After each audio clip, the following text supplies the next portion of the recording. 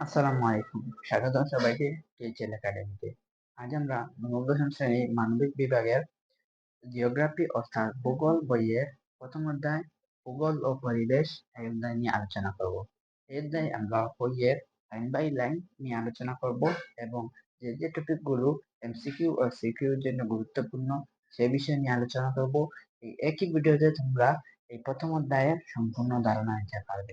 তো যেহেতু আমাদের বইয়ে পড়া লাগবে তাই আমরা চলে যাচ্ছি আমাদের বই। তো এখন আমরা ভূগোলের মান বইয়ে চলে আসলাম। তো এখানে প্রথম যে টপিকটি আছে সেটি হচ্ছে ভূগোলের ধারণা।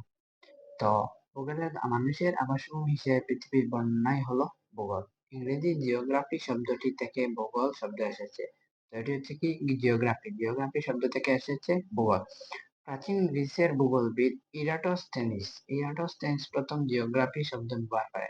তো এটি আমাদের এমসিকিউ আসতে পারে। ইরাটোস্থেনিস প্রথম প্রাচীন গ্রিসের ভূগোলবিদ ইরাটোস্থেনিস প্রথম জিওগ্রাফি শব্দ ব্যবহার করেন। তো জিওগ্রাফি শব্দটি প্রথম কে ব্যবহার করেন? ইরাটোস্থেনিস। জিও ও গ্রাফি দুইটি মিলে হয়েছে জিওগ্রাফি। জিও শব্দের অর্থ ভূ বা পৃথিবী। এই জিও শব্দের অর্থ কি? ভূ বা পৃথিবী।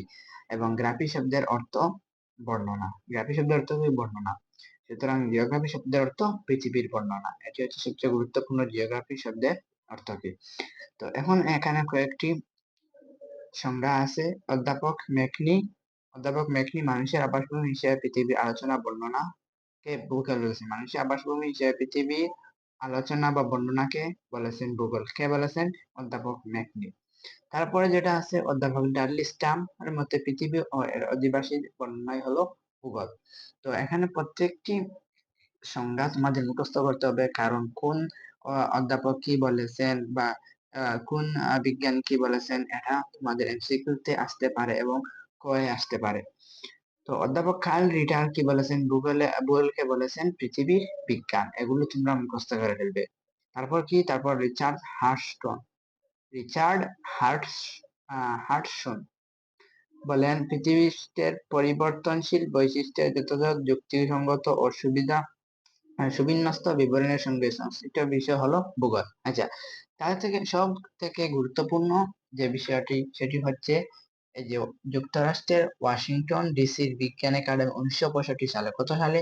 1965 সালে ভূগোলের একটি সংজ্ঞা দিয়েছেন। এর মধ্যে পৃথিবীর প্রাকৃতিক পরিবেশের উপব্যবস্থাগুলো কিভাবে সংগঠিত এবং এসব প্রাকৃতিক বিষয় ও অবয়বের সঙ্গে মানুষ নিজেকে কিভাবে বিন্যস্ত করে তার ব্যাখ্যা খুঁজে ভূগোল। আচ্ছা, তারপরেরটা হলো এখানে গুরুত্বপূর্ণ হলো ওয়াশিংটন ডিসি বিজ্ঞান একাডেমি যে সংজ্ঞা দিচ্ছে কত সালে? 1965 সালে। আলেকজান্ডার ফন হাম্বুল্ট ভূগোল হলো পৃথিবীর সঙ্গে সম্পর্কিত বিজ্ঞান। তো ভূগোল হলো পৃথিবীর সঙ্গে সম্পর্কিত বিজ্ঞান। এটি কি বলেছেন? কে বলেছেন? Alexander von Humboldt. তো তারপরে আসে মানুষ পৃথিবীতে বাস করে এবং পৃথিবীতে তার জীবনযাত্রা, মানুষের এবং পরিবেশের সম্পর্কে কিছু আলোচনা তেমন গুরুত্বপূর্ণ না। তারপর আমরা চলে যাচ্ছি পরিবেশের ধারণা। পরিবেশের ধারণা যদি আমরা যাই, পরিবেশ প্রাকৃতিক সকল দান মিলেমিশে তৈরি হয় পরিবেশ। নদী, নালা, সাগর, পাহাড়, পর্বত ইত্যাদি নিয়ে পরিবেশ গঠিত। কোন জীবের চারপাশের সকল জীব ও জড় উপাদানের সর্বসম্মত সর্বসম্মত প্রভাব ও সংগঠিত ঘটনা হলো ওই জীবের পরিবেশ। পরিবেশ বিজ্ঞানী আর্মসের মতে জীব সম্প্রদায়ের পারিপার্শ্বিক, জৈব ও প্রাকৃতিক অবস্থাকে পরিবেশ বলে। আর্মসের মতে কি? জীব সম্প্রদায়ের পারিপার্শ্বিক, জৈব ও প্রাকৃতিক অবস্থাকে পরিবেশ বলে। তো এখানে একটি গুরুত্বপূর্ণ সংজ্ঞা আছে সিসি পার্কের সংজ্ঞা। সিসি পার্কের সংজ্ঞা কি? পরিবেশ বলতে স্থান ও কালের কোনো নির্দিষ্ট বিন্দুতে মানুষকে ঘিরে থাকা সকল অবস্থার যোগফল বোঝায়। তো এই সংজ্ঞাটি তোমাদেরকে মুখস্থ করতে হবে। এই সংজ্ঞাটি হচ্ছে সবচেয়ে গুরুত্বপূর্ণ। তো তারপর আছে পরিবেশের উপাদান। পরিবেশের উপাদান দুই প্রকার, জড় উপাদান ও জীব উপাদান। তা আমরা সেই ছোটকাল থেকে ক্লাস 1, 2, 3 থেকে পড়ে এসেছি পরিবেশের উপাদান, জড় উপাদান, জীব উপাদান। এটি হচ্ছে পরিবেশের উপাদান, দুইটি উপাদান। তারপর আছে ভূগোলের পরিধি। ভূগোলের পরিধি খুবই গুরুত্বপূর্ণ। এই যে তিনটি লাইন আছে, এই তিনটি লাইন তোমাদেরকে মুখস্থ করতে হবে, কারণ জীবের এই যে প্রথম অধ্যায় থেকে যদি হয়ে কোনো গুরুত্বপূর্ণ অংশ থাকে তা হচ্ছে জীবের ভূগোলের পরিধি। তোমাদের হয়ে বলবে ভূগোলের পরিধি নিয়ে ব্যাখ্যা করো। তো এটি হচ্ছে ভূগোলের পরিধি। তো তারপরে আছে ভূগোলের শাখা প্রাকৃতিক ভূগোল ও মানব ভূগোল। প্রাকৃতিক ভূগোলের মধ্যে আছে জীব ভূগোল, জলবায়ু বিদ্যা, মানব ভূগোল, অর্থনৈতিক ভূগোল, জনসংখ্যা ভূগোল। আমরা যদি পরে যাই, প্রথমে আছে প্রাকৃতিক ভূগোল। ভূগোলের যে শাখায় ভৌত পরিবেশ ও এর মধ্যে কার্যরত বিভিন্ন প্রক্রিয়া অন্তর্ভুক্ত থাকে তাকে প্রাকৃতিক ভূগোল বলে। তো এই ভূগোলের যে শাখাগুলোর মধ্যে সবচেয়ে গুরুত্বপূর্ণ শাখা হচ্ছে প্রাকৃতিক ভূগোল এবং মানব ভূগোল এবং অর্থনৈতিক ভূগোল। এই কয়টি, অর্থনৈতিক ভূগোল, মানব ভূগোল এবং এই যে প্রাকৃতিক ভূগোল। তো এগুলো তোমরা পড়ে নিবা একটু একটু। ভূমিরূপ বিদ্যা মানে ভূমি নিয়ে আলোচনা, জলবায়ু বিদ্যা জলবায়ু নিয়ে আলোচনা, জীব ভূগোল অর্থ প্রাণী উদ্ভিদের বন্টন নিয়ে আলোচনা, মৃত্তিকা ভূগোল ভূগোল হলো আছে মাটি নিয়ে আলোচনা, সমুদ্র বিদ্যা পৃথিবীর প্রায় 3/4 সমুদ্র, বিভিন্ন মহাদেশের সমুদ্র নিয়ে আলোচনা। এই মানব ভূগোল হতো মানুষের কর্মকাণ্ড জীবনযাত্রা নিয়ে আলোচনা। অর্থনৈতিক ভূগোল হচ্ছে গুরুত্বপূর্ণ হয়ে আসবে আমাদের অর্থনৈতিক ভূগোল কি, প্রাকৃতিক ও সামাজিক পরিবেশের সঙ্গে মানিয়ে নিয়ে পৃথিবীতে বেঁচে থাকার জন্য মানুষ যেসব অর্থনৈতিক কাজ করে তা অর্থনৈতিক ভূগোলের আলোচ্য বিষয় হয়ে আসতে পারে। অর্থনৈতিক ভূগোল কি, অর্থনৈতিক ভূগোলের আলোচ্য বিষয় কি, তোমরা এটি যদি মুখস্থ করতে পারো তাহলে তোমরা সুন্দর মতো আনসার দিতে পারবা। তারপরে আছে জনসংখ্যা ভূগোল, তারপর আঞ্চলিক ভূগোল, রাজনৈতিক ভূগোল। রাজনৈতিক ভূগোল একটু গুরুত্বপূর্ণ আছে, তোমরা চাইলে এটাও পড়ে নিতে পারো। তারপর আমরা চলে যাব সংখ্যাতাত্ত্বিক ভূগোল।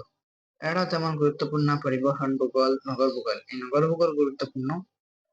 ভূগোলের এই শাখায় নগরের উৎপত্তি ও বিকাশ, নগর ও শহরের শ্রেণীবিভাগ, এটা আমরা 3 স্টার দিতে পারি, কারণ অনেক সময় 90% এই প্রশ্নটি চলে আসে। শহরের শ্রেণীবিভাগ, নগর পরিবেশ, নগরের কেন্দ্রীয় এলাকা, নগরীয় বস্তি ইত্যাদি বিষয় চর্চা করা হয়। এই নগর ভূগোলে কি অন্তর্ভুক্ত? এই বিষয়গুলি নগর ভূগোলে অন্তর্ভুক্ত। তো তারপর যে দুর্যোগ ব্যবস্থাপনা, এটা তেমন গুরুত্বপূর্ণ। তারপর আমরা চলে যাব পরিবেশের প্রকারভেদ। পরিবেশ 2 প্রকার, ভৌত ও প্রাকৃতিক পরিবেশ ও সামাজিক পরিবেশ। তো যে বিষয় থেকে তোমাদের সৃজনশীল আসে তা হলো তোমাদের কয়েকটি ভূগোলের, হয়তো প্রাকৃতিক ভূগোলের কয়েকটি উপাদান দিবে, গাছপালা, নদী নালা ইত্যাদি, এবং মানব ভূগোলের কয়েকটি উপাদান দিবে, অথবা রাজনৈতিক ভূগোল, তুমি প্রাকৃতিক ভূগোল নিয়ে আলোচনা করবে, মানব ভূগোল নিয়ে আলোচনা করবে এবং রাজনৈতিক। তোমরা যদি এই ভূগোলের প্রকারভেদ গুলো একটু ভালো করে পড়ো এবং প্রাকৃতিক ভূগোল, মানব ভূগোল, অর্থনৈতিক ভূগোল এবং রাজনৈতিক ভূগোল এই 3টি ভালো করে পড়তে পারো তাহলে তোমাদের এই অধ্যায়ের সৃজনশীল কভার হয়ে যাবে। পরিবেশের প্রকারভেদ হলো পরিবেশ 2 প্রকার, ভৌত প্রাকৃতিক পরিবেশ ও সামাজিক পরিবেশ। এই হচ্ছে সৃজনশীলের মেইন বিষয়, প্রাকৃতিক পরিবেশ ও সামাজিক পরিবেশ। প্রাকৃতিক পরিবেশের উপাদান কি কি? জীব জড়, মাটি, পানি, বায়ু, পাহাড়, পর্বত ইত্যাদি হচ্ছে কি প্রাকৃতিক পরিবেশ। এবং মানুষের তৈরি পরিবেশ হলো সামাজিক পরিবেশ। মানুষের তৈরি পরিবেশ হলো সামাজিক পরিবেশ। মানুষের আচার আচরণ, উৎসব অনুষ্ঠান, রীতিনীতি, অনুষ্ঠান, শিক্ষা, মূল্যবোধ, অর্থনীতি, রাজনীতি ইত্যাদি নিয়ে যে পরিবেশ গড়ে ওঠে তাকে বলে সামাজিক পরিবেশ। তো এই হচ্ছে পরিবেশ প্রকারভেদ। তো এর দায় আর কিছু নেই, শুধু এই বিষয়গুলো তোমরা যদি এই পরিবেশ ভূগোলের পরিধি এবং সংজ্ঞাগুলো, এই সংজ্ঞাগুলো ভালো করে আয়ত্ত করতে পারো তাহলে তোমাদের এবং শর্ট হয়ে যাবে। আর আহ, ক যদি তোমরা এই অধ্যায় থেকে সৃজনশীল লিখতে চাও তাহলে তোমাদের এই যে পরিবেশের প্রকারভেদ, ভৌত বা প্রাকৃতিক পরিবেশ এবং সামাজিক পরিবেশ, এবং এই যে ভূগোলের যে প্রকারভেদ গুলো, প্রাকৃতিক ভূগোল এবং মানব ভূগোল, এই বিষয়গুলো তোমরা যদি ভালো করে আয়ত্ত করতে পারো তাহলে এই অধ্যায় সৃজনশীলে তোমরা ভালো একটি মার্ক তুলতে পারবা।